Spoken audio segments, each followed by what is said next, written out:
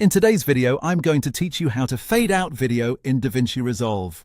If you want your video to end more smoothly instead of cutting off abruptly, adding a fade out is one of the quickest and most useful edits you can make.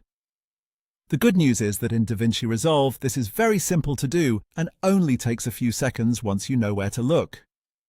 Start by going to the clip in your timeline that you want to fade out.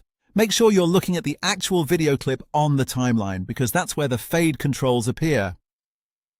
If your clip is too small to clearly see the edges, it may help to zoom in on the timeline a little so everything is easier to work with.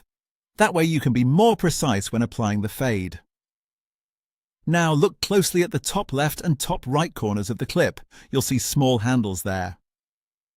These handles control the fade for the beginning and the end of the clip.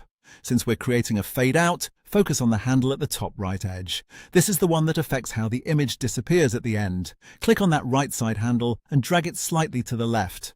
As you do that, DaVinci Resolve creates a fade out automatically. The farther you drag, the longer and smoother the fade will be. If you only drag it a little, the fade will be quick. If you drag it farther, the fade will last longer and feel more gradual. This gives you an easy way to match the effect to the pacing and mood of your video. And that's it. You've successfully added a fade out to your video clip. A good tip here is to play back the end of the clip after applying the fade so you can check whether the timing feels natural.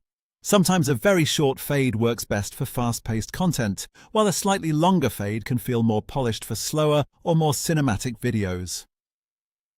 If needed, you can always click and drag the handle again to adjust it until it looks right. This is one of those small editing techniques that can make your videos feel much more professional with almost no extra effort. Once you get used to using these clip handles, you'll be able to make quick refinements to your edits much faster.